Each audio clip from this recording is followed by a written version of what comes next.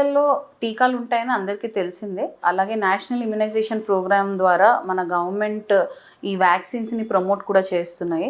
దానికి ఒక proper schedule ఉంది. అలాగే అడల్ట్స్ అంటే పెద్దవాళ్ళల్లో కూడా వ్యాక్సిన్స్ టీకాలు అనేవి చాలా ఇంపార్టెంట్. సో ఎందుకు ఇంపార్టెంట్ అనేది తెలుసుకుందాం. సో యూజువలీ 50 వయసు పైగా ఉన్న వాళ్ళకి ఈ ఇమ్యూనిటీ అంటే బాడీ సహన శక్తి అనేది తగ్గుతూ ఉంటుంది.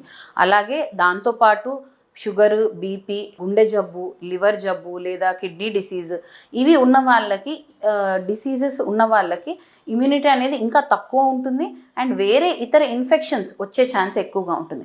అలాగే మనం లంగ్ డిసీజెస్ తీసుకున్నాం అనుకోండి, లంగ్లో ఆస్తమా ఉన్నవాళ్ళు, లంగ్ క్యాన్సర్స్ ఉన్నవాళ్ళు లేదా సిఓపిడి ఉన్నవాళ్ళు, సో వీళ్ళందరికీ కూడా ఇమ్యూనిటీ అనేది చాలా తక్కువ ఉంటుంది. సో మనకి అడల్ట్ ఇమ్యునైజేషన్ అనేది కూడా ఉంటుంది. సో దీంట్లో చాలా రకాల వ్యాక్సిన్స్ ఉన్నాయి. ఫస్ట్ అండ్ ఫార్మోస్ట్ దీంట్లో మనకి ఇన్ఫ్లుయెన్జా వ్యాక్సిన్. ఇన్ఫ్లుయెన్జా అంటే ఒక వైరస్. ఇప్పుడు కోవిడ్ ఎలా అయితే వైరస్ అలానే ఇన్ఫ్లుయెన్జా కూడా వైరస్. సో స్వైన్ ఫ్లూ వినుంటారు మీరు, H1N1 వినుంటారు. సో ఇవన్నీ ఇన్ఫ్లుయెన్జాలో రకాలు.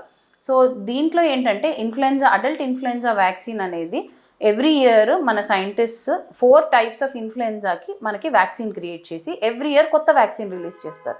సో ఈ వ్యాక్సిన్ ఎవరెవరు తీసుకోవాలంటే any age group, so above 16 years age group వాళ్ళు ఎవరన్నా ఈ వ్యాక్సిన్ తీసుకోవచ్చు. కాకపోతే బ్రాంకియల్ ఆస్తమా లేదా సిఓపిడి లేదా లంగ్ క్యాన్సర్స్ లేదా బీపీ, షుగర్ ఉన్నవాళ్ళు లేదా కిడ్నీ డిసీజ్, హార్ట్ డిసీజ్ ఉన్నవాళ్ళు కంపల్సరీగా తీసుకోవాలి. సో ఇవి ఎందుకు తీసుకోవాలి అంటే ఎవ్రీ ఇయర్ ఇప్పుడు మనకి క్లైమేట్ చేంజ్ అవుతుంది. సో ఈ క్లైమేట్ చేంజ్ వల్ల తరచుగా జలుబులు, దగ్గులు, తుమ్ములు వస్తాయి. సో వీటి వల్ల మనకి ఏమవుతుందంటే ప్రీవియస్గా డిసీజెస్ ఉన్న వాళ్ళల్లో ఈ ఆస్తమా ప్రెసిపిటేట్ అవ్వడం, అక్యూట్ అటాక్స్ రావడము ఇవి జరిగి నిమ్ములాగా మారి వాళ్ళు హాస్పిటలైజ్ అవుతారు. సో హాస్పిటలైజేషన్ మనం ప్రివెంట్ చేయాలంటే రెగ్యులర్గా ఎవ్రీ ఇయర్ ఇన్ఫ్లుయెన్జా వ్యాక్సిన్ అనేది తీసుకోవాలి. అలాగే pneumococcal vaccine. So pneumococcus is a bacteria అండి. సో న్యూమోకోకల్ వ్యాక్సిన్లో 2 రకాలు, న్యూమోకోకల్ 13, న్యూమోకోకల్ 23. న్యూమోకోకల్ 13 అనేది జీవితకాలంలో ఒకటేసారి తీసుకోవాలి. ఎవరు తీసుకోవాలి అంటే 65 ఏజ్ పైగా ఉన్న వాళ్ళు తీసుకోవాలి, లేదా more than 60 years with comorbidities. ఇందాక చెప్పాను కదా, BP, sugar, heart disease, kidney disease, lung disease, lung cancers. So ఈ డిసీజెస్ ఉన్న వాళ్ళు 60 years పైగా ఉన్నా కూడా ఈ న్యూమోకోకల్ 13 వ్యాక్సిన్ తీసుకోవచ్చు. ఇది once in life time vaccine, మళ్ళీ తీసుకోవాల్సిన అవసరం లేదు. అలాగే న్యూమోకోకల్ 23. సో ఈ 23 అనేది 23 రకాల న్యూమోకోకల్ బ్యాక్టీరియా నుంచి కాపాడుతుంది. సో ఈ న్యూమోకోకల్ 23 అనేది న్యూమోకోకల్ 13 ఇచ్చిన 1 సంవత్సరానికి ఇస్తాము. అది మనం ఎవ్రీ 5 yearsకి తీసుకోవాలి.